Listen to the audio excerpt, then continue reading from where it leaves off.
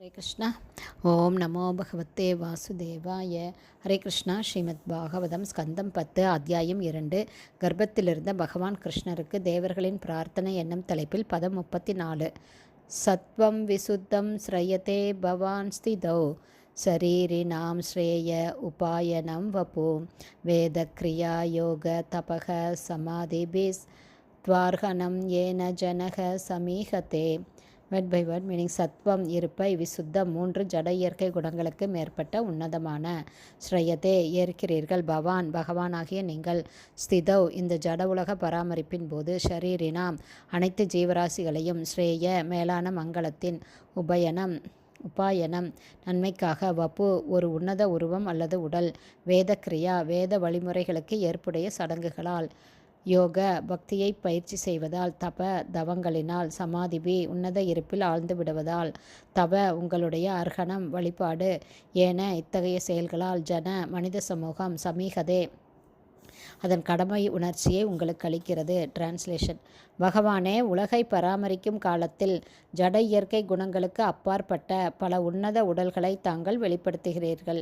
இவ்வாறு தோன்றும் போது வேத சடங்குகள், அஷ்டாங்க யோகம், தவ விரதங்கள் மற்றும் ஆழ்ந்த நிலையான சமாதி போன்ற வேத செயல்களை இயற்றும் முறையை போதிப்பதன் மூலமாக ஜீவன்களுக்கு எல்லா நல்லாசிகளையும் நீங்கள் அருள்கிறீர்கள்.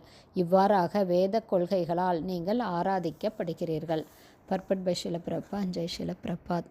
யக்ஷதான தபக கர்ம ந தியஜ்யாம் என்று ஸ்ரீமத் பகவத்கீதை 18.3 கூறுவது போல, வேத சடங்குகள், தானம், தவம் மற்றும் இது போன்ற வார்ணாசிரம கடமைகள் முதலியவைகளை ஒருபோதும் கைவிடக்கூடாது. யக்ஞோ தானம் தபஸ்சைவ பாவனானி மனிஷினாம் 18.5 இவ்வாறு கூறுகிறது. ஒருவர் ஆன்மீக தன்னுணர்வில் மிகவும் முன்னேறியவராக இருந்தாலும் அவரும் வேத கொள்கைகளை நிறைவேற்றியே ஆக வேண்டும். மிக தாழ்ந்த நிலையிலுள்ள கர்மிகள் கூட பகவானுக்காக செயலாற்றும்படி அறிவுறுத்தப்படுகின்றனர். யக்ஞார்த்தாத் கர்மணோன்யத்ர லோகோயம் கர்மபந்தனக. பகவான் விஷ்ணுவிற்கு யாகம் செய்யும் முகமாக செயலாற்ற வேண்டும். இல்லையெனில் செயல் ஒருவனை இந்த ஜட உலகுடன் பந்தப்படுத்துகிறது என்பதே மேற்கூறிய பகவத்கீதை 3 அத்தியாயம் 9வது ஸ்லோகத்தின் பொருளாகும்.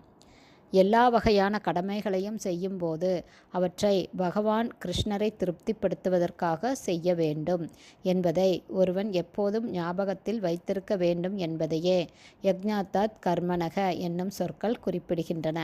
வேத கொள்கைகளுக்கு ஏற்ப மனித சமூகத்தில் பிரிவுகள் இருக்க வேண்டும். சாதுர்வர்ணியம் மயா சிஷ்டம் என்று பகவான் கூறுகிறார். பிராமணர்கள், சத்திரியர்கள், வைஷ்யர்கள் மற்றும் சூத்திரர்கள் ஆகிய பிரிவுகள் இருக்க வேண்டும். இவ்வெல்லா பிரிவினர்களும் பரமபுருஷ பகவான் கிருஷ்ணரை வழிபடும் முறையை கற்றுக்கொள்ள வேண்டும். இதுதான் உண்மையான மனித சமூகம். இது இல்லையென்றால் நமக்கிடையில் மிருக சமூகம்தான் மிஞ்சும்.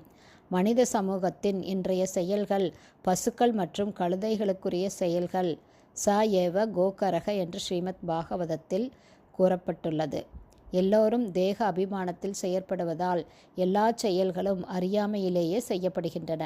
எனவே வேத கொள்கைகளுக்கு ஏற்ப செயல்படுவது எப்படி என்பதை நமக்கு போதிப்பதற்காக பகவான் வருகிறார். இந்த கலியுகத்தில் ஸ்ரீ சைத்தன்ய மகாபிரபுவாக தோன்றிய பகவான் கிருஷ்ணர் கலியுக மக்கள் மிகவும் இழிவடைந்த நிலையில் இருப்பதால் வேத கைங்கரியங்களை முறையாக நிறைவேற்ற முடியாது என்று உபதேசித்து பின்வரும் சாஸ்திர பிரமாணத்தை மேற்கோள் காட்டியுள்ளார். ஹரேர் நாம ஹரேர் நாம ஹரேர் நாமைவ கேவலம் கலௌ நாஸ்தியேவ நாஸ்தியேவ நாஸ்தியேவ கதிரன்யதா. சண்டை சச்சரவுகளும் கபட நாடகமும் நிறைந்த இந்த கலியுகத்தில் பகவான் கிருஷ்ணரின் புனித நாமத்தை பாடுவதுதான் முக்தியடைவதற்கு ஒரே வழி. இதை விட்டால் வேறு வழியில்லை, வேறு வழியில்லை, வேறு வழியில்லை என்பது இந்த ஸ்லோகத்தின் பொருளாகும்.